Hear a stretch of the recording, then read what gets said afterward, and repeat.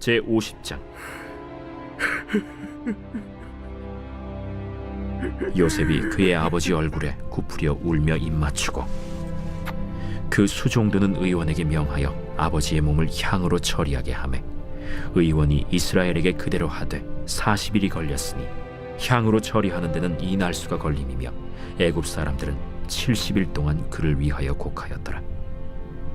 곡하는 기한이 지나매 요셉이 바로의 궁에 말하여 이르되 내가 너희에게 은혜를 입었으면 원하건대 바로의 귀에 아뢰기를 우리 아버지가 나로 맹세하게 하여 이르되 내가 죽거든 가나안 땅에 내가 파놓은 묘실에 나를 장사하라 하였나니 나로 올라가서 아버지를 장사하게 하소서 내가 다시 오리이다 하라.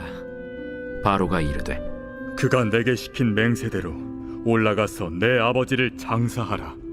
요셉이 자기 아버지를 장사하러 올라가니 바로의 모든 신하와 바로 궁의 원로들과 애굽 땅의 모든 원로와 요셉의 온 집과 그의 형제들과 그의 아버지의 집이 그와 함께 올라가고 그들의 어린 아이들과 양떼와 소떼만 고센 땅에 남겼으며 병거와 기병이 요셉을 따라 올라가니 그때가 심히 컸더라.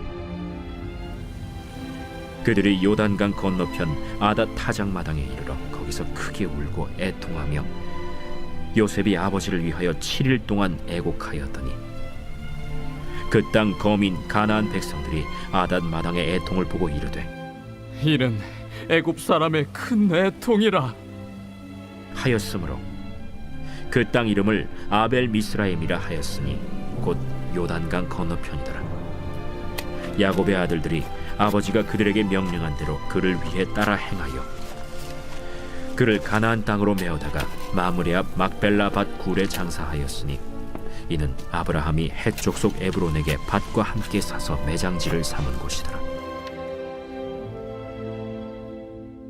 요셉이 아버지를 장사한 후에 자기 형제와 호상꾼과 함께 애굽으로 돌아왔더라. 요셉의 형제들이 그들의 아버지가 죽었음을 보고 말하되 요셉이 혹시 우리를 미워하여 우리가 그에게 행한 모든 악을 다 갚지나 아니할까? 하고 요셉에게 말을 전하여 이르되 당신의 아버지가 돌아가시기 전에 명령하여 이르시기를 너희는 이같이 요셉에게 이르라.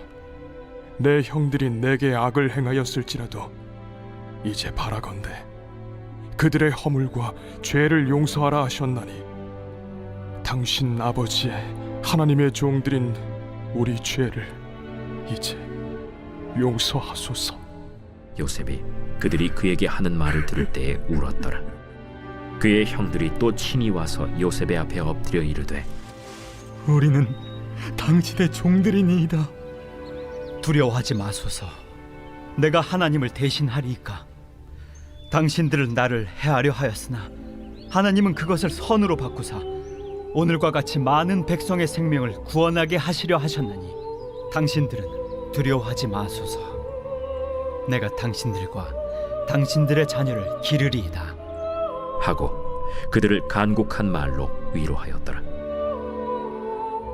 요셉이 그의 아버지의 가족과 함께 애굽에 거주하여 110세를 살며 에브라임의 자손 3대를 보았으며 므낫세의 아들 마길의 아들들도 요셉의 스라에서 양육되었더라.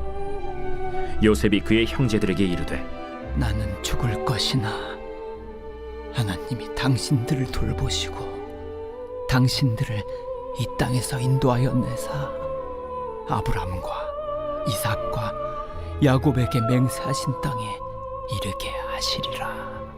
요셉이 또 이스라엘 자손에게 맹세시켜 이르기를 하나님이 반드시 당신들을 돌보시리니 당신들은 여기서 내 해골을 메고 올라가겠다 하라. 요셉이 110세의 죽음에 그들이 그의 몸에 향재료를 넣고 애굽에서 입건하였더라.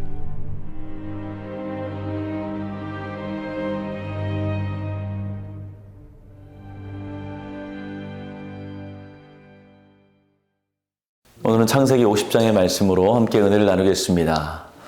오늘 본문은 야곱의 죽음 이후에 요셉의 용서와 사랑으로 야곱의 12 아들들이 형제의 우애를 유지하면서 함께 살아간 내용을 간단하게 정리하고 있습니다. 그리고 요셉의 죽음을 끝으로 이제 이스라엘의 족장 시대가 끝남을 기록하고 있습니다. 하나님이 요셉에게 엄청난 명예와 권력을 허락해 주셨죠. 형들은 애굽에서 이민원 60년 동안 요셉의 권세가 얼마나 대단한지를 몸소 체험했을 겁니다. 그래서 야곱의 죽음을 맞이하자 요셉은 아버지의 죽음을 슬퍼하고 또 그의 막대한 그 권력으로 성대한 장례를 치르고 있을 때에 형제들은 아버지의 죽음을 슬퍼함과 동시에 이제 장례가 끝나면 요셉이 지금까지는 아버지가 살아계셔서 자신들을 살려두었지만 이제는 지난날의 잘못을 이유로 복수하지 않을까 하는 염려와 불안에 쌓이게 됩니다. 그러나 요셉은 형들의 간절한 용서에 간청을 눈물로 받아들이면서 오히려 형들을 위로하고 자신의 애국까지 팔려온 것은 모두가 자신을 통해서 만민의 생명을 구원하도록 하신 하나님의 섭리라고 설명을 합니다. 요셉은 사실 얼마든지 형들의 생사를 결정하고 그들을 위해서 군림할 수 있었습니다. 그럴 만한 지위와 권세가 있었습니다. 그들의 신하 또한 어떻게 보면 과잉 충성으로 인하여서 요셉의 마음을 오판하고 형들에게 원수를 갚을 수도 있었을 겁니다. 하지만 요셉은 평소에도 형들을 대할 때에 자신의 권세를 자랑하지 않고 오히려 그 권세가 하나님께로부터 온 것임을 믿고 내가 하나님을 대신하리까 라고 말하면서 겸손하게 행했습니다. 이것은 요셉의 신하들도 잘 알고 있었습니다. 그럼에도 불구하고 형들은 이전에 이미 요셉이 자신들을 용서했다는 것을 믿지 못하고 불안감에 사로잡혀서 살았습니다. 이처럼 형들이 요셉을 용서를 온전히 믿지 못했다는 것은 아이러니하게도 요셉이 자신들에게 어떠한 질책이나 징벌을 내리지 않고 오히려 왕의 가족으로 극진히 대접하고 무조건 용서했기 때문입니다. 만일 요셉이 작은 것이라도 죄에 대한 대가를 요구했다면 그들은 그렇게 불안해하지 않았을 겁니다. 여기서는 하나님께서 그리스도 안에서 우리의 모든 죄를 사하였음을 온전히 믿는 것이 얼마나 중요하며 또한 쉽지 않은지를 깨닫게 됩니다. 우리 또한 아무 대가 없이 용서하신 하나님의 은혜를 인간적인 생각으로 믿지 못할 때가 많습니다. 그래서 혹시라도 안 좋은 일을 만나거나 고난이 찾아오면 하나님께서 이전의 일로 나를 벌하시는 것이 아닌가 염려하는 사람들을 종종 보게 됩니다. 하나님의 무조건적인 죄 사함을 믿지 못하고 은혜를 그대로 받아들이지 못할 때에 요셉의 형들처럼 불안하고 공포 속에 떨 수밖에 없게 되는 것이죠. 에베소서 1장 6절로 7절 말씀을 보면 이는 그가 사랑하는 자 안에서 우리에게 거저 주시는 바 그 은혜의 영광을 찬송하게 하려는 것이라. 우리는 그리스도 안에서 그의 은혜의 풍성함을 따라 그의 피로 말미암아 속량고 죄 사함을 받았느니라 라고 기록을 하고 있습니다. 하나님을 믿는다는 것은 그분의 죄 사함을 믿는 것입니다. 모든 종교가 복을 이야기하고 내세를 이야기하지만 죄의 용서를 이야기하는 종교는 없습니다. 죄를 잘 관리하거나 자신이 죄의 대가를 지불하라고 말하지만 죄를 완전히 용서해주는 종교는 없습니다. 오직 하나님만이 조건 없는 사랑으로 죄를 용서해 주시는 분인 것입니다. 이 믿음이 있을 때에 우리의 심령 가운데 진정한 기쁨과 평안이 넘쳐나게 되는 것이죠. 또한 요셉은 자신의 권세가 어디로부터 왔으며 또 그것을 어떻게 사용해야 할지를 잘 알고 있었습니다. 만일 요셉이 인간적인 생각을 가져서 하나님이 주신 권세를 이용해서 자신의 만족을 취하려고 했다면 얼마든지 가능했을 겁니다. 하지만 그는 그렇게 하지 않았습니다. 오히려 그 권세가 하나님께로부터 왔음을 알고 하나님이 주신 목적대로만 사용을 했습니다. 바울과 바나바도 1차 전도 여행 중에서 루스드라에 있는 안진뱅이를 일으킨 사건으로 인해서 그곳에 사는 사람들로부터 신으로 섬김을 받는 사건을 경험합니다. 만일 바울과 바나바가 인간적인 생각을 가졌다면 그들 위해 신으로 군림하면서 얼마든지 권세를 누리고 살 수 있었을 겁니다. 하지만 바울과 바나바는 오히려 자신들의 옷을 찢으면서 무리 앞에서 안진뱅이를 일으킨 것은 하나님께서 하신 것이며 이 모든 능력이 하나님께로부터 왔음을 강력하게 말을 합니다. 하나님이 주신 조그마한 권세나 능력이라도 하나님의 것임을 알고 사용하는 사람은 그것을 이용하지 않고 오히려 그 목적에 맞게 사용하게 되는 것이죠.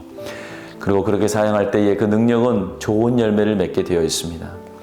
요셉의 형들에게 과거의 모든 일들을 우연으로나 또 사람의 악한 계획으로 일어난 것이 아니라 하나님의 경륜 안에서 이루어진 것임을 확신하며 고백했습니다.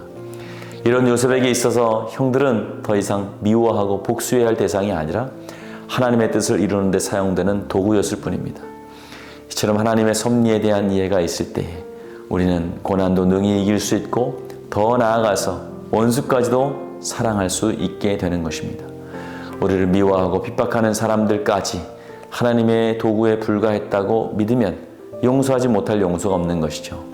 다른 사람의 핍박을 통해서 하나님께서 자신을 연단시키시며 더욱 선장시키셔가 했음을 믿기 때문입니다. 집 나간 탕자를 온전히 용서하시고 다시 아들의 권세를 허락해 주는 아버지와 같이 하나님은 우리의 모든 허물을 조건 없이 용서해 주셨습니다.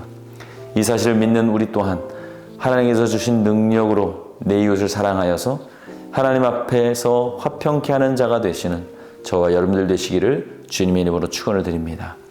오늘은 토요일입니다. 물질 회복을 위해서 함께 기도해 주시기 바랍니다.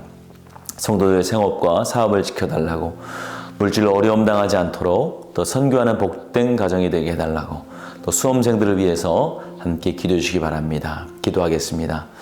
좋으신 아버지 하나님, 은혜와 사랑을 감사합니다. 오늘도 우리에게 크신 은혜를 허락하여 주시며 우리의 생사와 복을 주관하여 주심을 감사합니다. 우리가 만나는 어려움들 또한 하나님께서 허락하신 것이며 그것을 통하여서 우리를 더 좋은 것으로 인도하시며 복 주실 것을 믿음으로 오늘 하루도 살아갈 수 있는 우리가 되게 하여 주시옵소서. 예수님의 이름으로 기도하였습니다. 아멘.